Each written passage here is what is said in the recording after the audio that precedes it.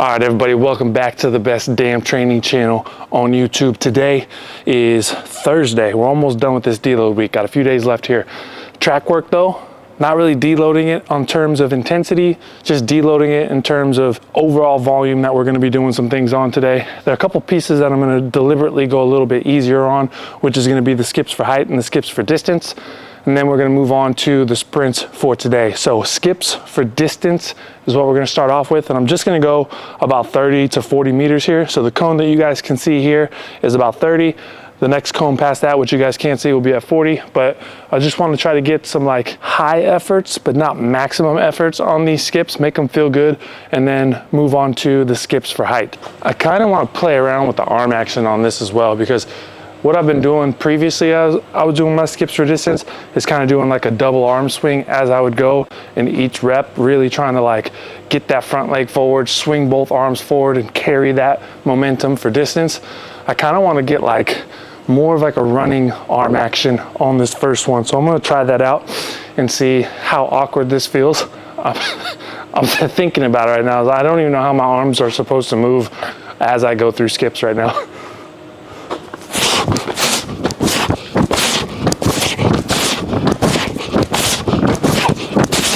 All right, didn't feel as awkward as I thought it would feel. So we'll do our 3 sets with that alternating arm action instead of the double simultaneous arm action here. And again, rest essentially is just walk back, take a few seconds if you need to, knock out the next rep right after that.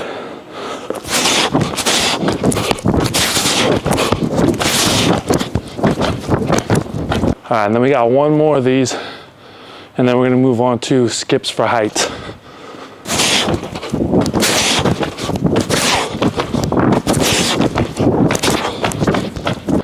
All right, so skips for height, we're gonna do 2 sets on each side. So as you remember, we're doing kind of an emphasis on one side only as we're going for that height. So I'm gonna be skipping, trying to jump as high as I can off that left leg, recover on the right side, and then jump as high as I can again off that left leg. We'll walk it back and then we'll do the right leg. But I got a little story for you guys today. So you guys have seen me wear Ohio State quite a bit, and I get a lot of questions about what my connection to the university is, and some people actually believe that I work for the university, which is not true. They don't pay me anything, I don't work for them. But my connection to Ohio State is one of my very first athletes that I ever coached. When he was in high school, he was a football player, and I used to coach him, work with him throughout his last 2 years in high school, from when he was a sophomore till when he was a senior. Was able to help him get a scholarship to a Division II school. He played football there and ended up blowing out his knee. He had the unhappy triad. But through our time training together, he fell in love with that process of strength and conditioning. So when he went to university, he studied exercise science. He ended up going the strength and conditioning route for Division I. He has coached at places like Mississippi State, Florida, Ole Miss, Iowa State. He was the head coach at UMass for a period of time and eventually made his way to Ohio State University. He's grown to be one of my best friends. I actually consider him more like he's like my little brother, but I was in his wedding as well. Like, we have a great relationship. But him being at Ohio State is my connection to that university. And what we like to do is a few times a year, we get together, we talk shop about programming. One thing that I do help him with is he's in control of their pro day prep training. So all the guys that are gonna be doing pro day, that are staying in-house to train for their pro day, he's the guy that runs that. And him and I work very closely on that program. So the unit combine program that I dropped was an iteration of what they were doing to prepare for their pro day. And I say it's an iteration of it because obviously we can't do exactly what they do because they're training multiple times per day throughout the entire week. But what I did is I took principles and concepts that we used in their pro day prep program and put those into my own program for the unit combine. So that's why I call it the unit combine, is because it has a connection to the Ohio State University. But that's my connection with the university, is I have one of my really good friends that are there, and he's actually coming out to Iceland here at the end of June, beginning of July. And we're gonna train together, and I think it's gonna be really cool to get a video up with him because he's got an unfathomable amount of knowledge when it comes to like strength and conditioning at that level. I think it would be cool to just talk shop with him and get a video up while we're training together. So that's going to happen probably first week of July. Enough chit chat. Let's get into skips for height here. Focus on the left side.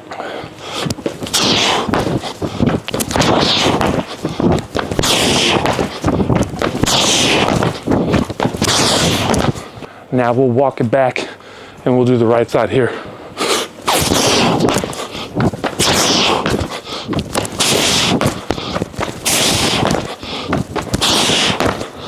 We'll go one more set on each side. That felt awkward as hell on that right side. I think I got the arm action mixed up. I'm thinking about it too much. Back to my friend at Ohio State. His name is Coach AT. He's not on Instagram. He doesn't mess with social media too much. I'm excited for that. I'm just excited for him, man.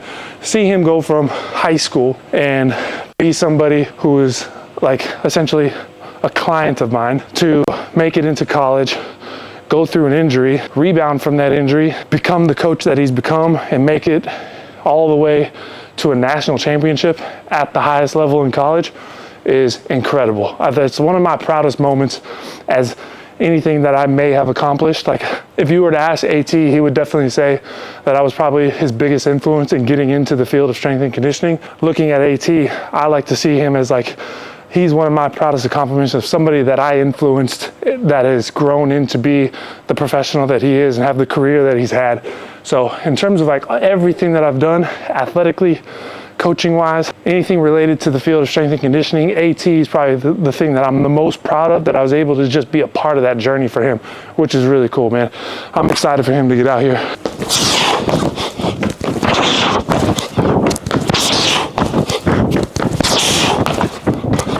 I think AT watches these videos. AT, if you're watching this video, I need some more gear. I need some more long sleeves, some more short sleeves. You know my sizes, bring them along with you. I need some more gear. The national championship shirt too, by the way, I need that.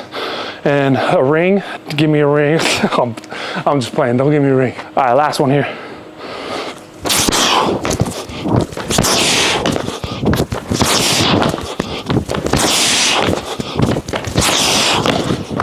All right, so for the rest of today's session, I got 2 sprints to do, and I'm gonna kind of build up to these sprints. But what I'm gonna do is 2 40-meter sprints, and I haven't timed anything for the last 3 weeks because all of my sprinting has been very general, nothing too specific on it. But I am kind of curious to see what some times would be on like a flying 10. So what I'm gonna do is set up the timing eyes for that last 10-meter section on this 40-meter sprint and see what that kind of top end speed that I'm able to hit right now would be, and compare that kind of to where like the peak was at when I was in my combine program training. So the best 10-meter fly I believe that I ran during that combine phase was a 0.94. So if we can get somewhere close to a 0.94, I think that would be absolutely incredible, because I haven't actually done like specific max velocity work, but really like I'll be happy with anything that's going to be close to about a second flat. So just more or less curious to see what some times would be on a flying 10. So I'm going to do kind of like a couple buildups, go through 30 to 40 meters here and do first rep at like 85, hit another rep at like 90, and then we'll set the timing eyes up and we'll knock off 2 solid repetitions, 40-meter sprints, measuring that last 10-meter split and see what we can get.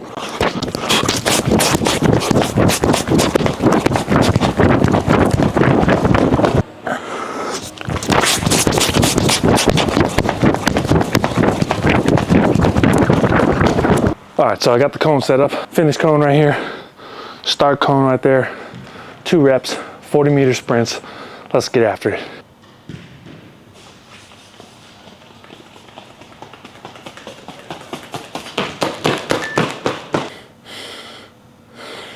All right, rep number 1 was a 106. Honestly, to be expected.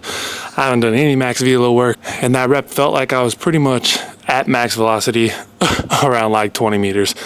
20 to 30, 30 to 40 just felt slow, but I haven't had that stimulus in probably 5 weeks now, since the last week where we did our testing for the 40-yard dash.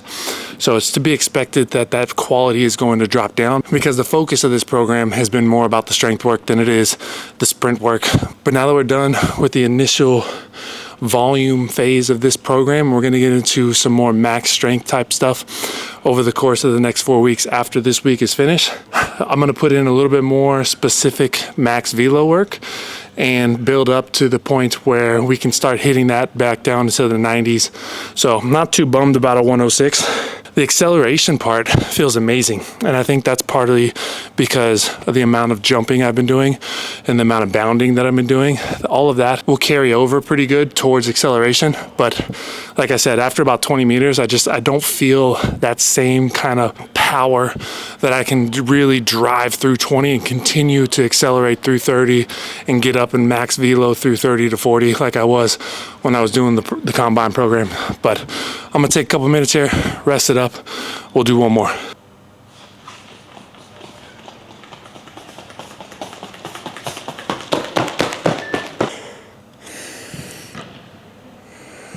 All right, so I got a 106 and then a 103. Honestly, happy with those. The thought that I had would be like, if everything was fantastic, I'd be like high 90s.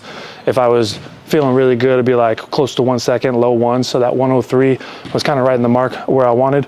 But the last thing I'm gonna do for today, alternating bounds for distance. I'm shortening up the distance, and I'm not gonna go full 60 meters. I'm probably gonna go between 30 and 40. So I'm gonna start down at this end down here. So from that mark to the cone is gonna be 30 meters.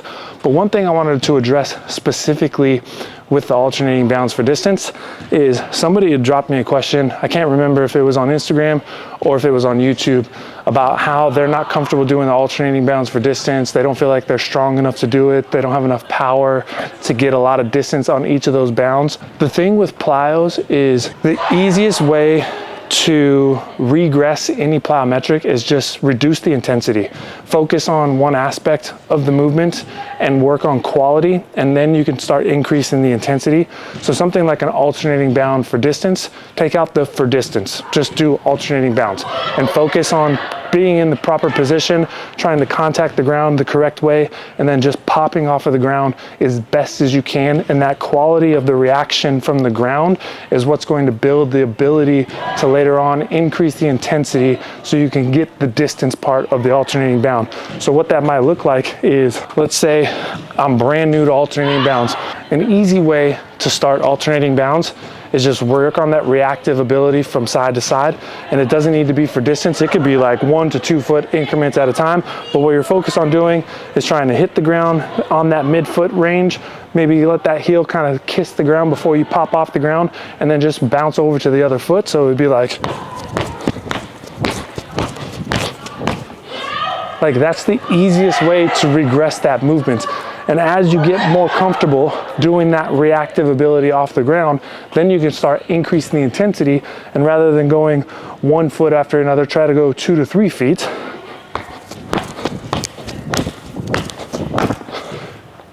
And build that quality up, and do that for 10 meters, 20 meters, 30 meters, whatever it might be. Make it feel good, make it feel smooth, and then up the intensity to where you can really get that front leg up and put a lot of power into that bound. Go from 1 to 2 feet to 3 to 4 feet. Now you're trying to get 5 to 6 feet on a bound. And just so on and so forth. And that could be the course of 12 weeks of working on alternating bounds. What you're gonna do is the first 3 weeks, easy alternating bounds, increasing the amount of distance you can cover, going from 10 meters to 20 to 30 to 40 to 50, whatever it might be. And then the next 4 weeks, now you're doing like moderate intensity alternating bounds, like 80% effort on each bound, trying to increase that length on the bound. And then you get to the point where the last 4 weeks, now you can go 10 meters really hard, really trying to cover as much ground as you can, and then extend that 10 meters into 15, into 20, into 30. And it's an easy way to progress that. So you don't need to be going for maximum distance day one. Build up qualities, increase intensity. Eventually you'll get there. All right, I'm just doing 2 sets of these today though.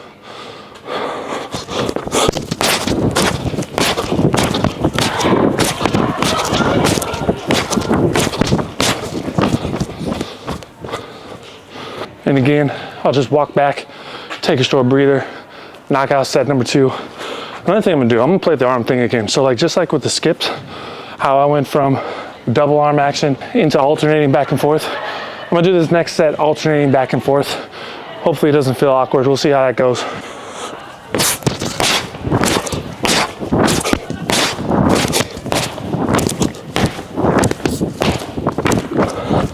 All right, the alternating arm action was awkward as fuck. I'm not doing that again. We're gonna keep that double arm action as I do the bounds. Just felt like I had more power doing it that way. But that's gonna be it for today's session. So overall, great day, felt good. I'm really looking forward to the next progression on the sprints that we're gonna do. I have some really cool things in mind, so stay tuned for that. Apologize for all the noise in the background. The women's soccer team is in here screaming and kicking balls. But as always, I appreciate you guys for watching. Make sure to like, make sure to subscribe, and I'll catch y'all in the next one.